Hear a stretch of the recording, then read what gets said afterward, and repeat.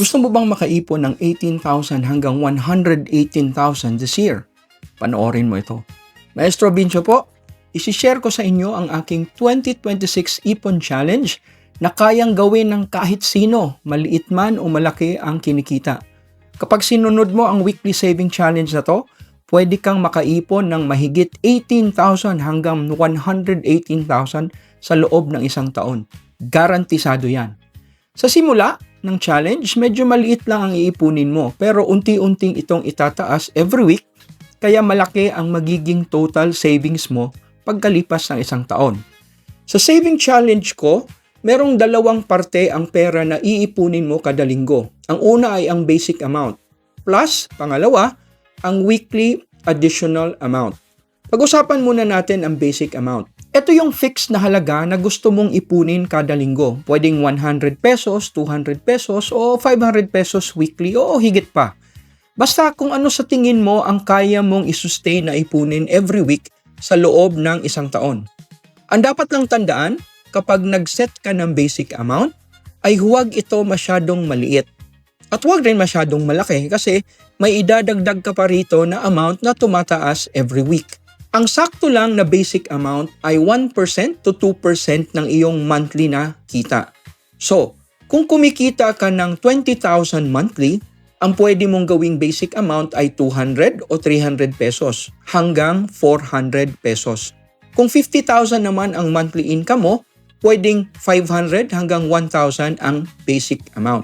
Okay lang ba na ang basic amount ay mas mataas kaysa 1 to 2% ng iyong monthly income? Pwede rin naman pero hindi ito advisable. Baka kasi masyado na itong mabigat at hindi mo masustain. Ang second part ng amount na isi-save mo linggo-linggo ay ang weekly additional amount. Ito ay magsisimula sa 10 pesos at tataas ng 10 piso every week kaya aabot ito ng 520 sa last week ng taon. Ito ang example para mas malinaw. Pagpalagay natin na 100 pesos ang iyong basic amount.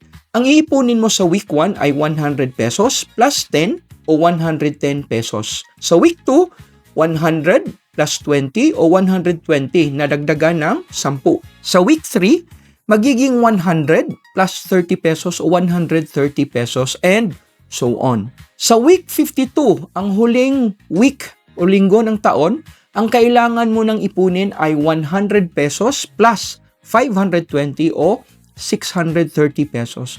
Kung mapapansin mo, medyo malaki ang diferensya ng una at huling amount. Pero kakayanin mo ito dahil may 12 months ka naman para sanayin ang sarili sa pag-iipon.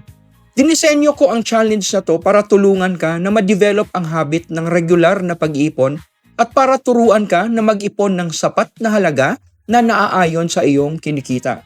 Kaya unti-unti nating tinataas ang amount na dapat mong isave hanggang sa umabot ito sa ideal na savings amount na 10 to 20% ng iyong monthly income. Para ganahan kang mag-ipon, ito ang magiging total savings mo after 12 months base doon sa basic amount na pinili mo. Kapag 100 ang basic amount, magkakaroon ka ng 18,980 o halos 19,000 na total savings. Kapag 200 naman ang basic amount, meron kang mahigit 24,000 na savings. Kapag 500 ang iyong basic amount, ang savings mo ay aabot sa mahigit 39,000 pesos. Kapag 1,000 naman ang iyong basic amount, meron kang mahigit 65,000 pagdating ng December 31.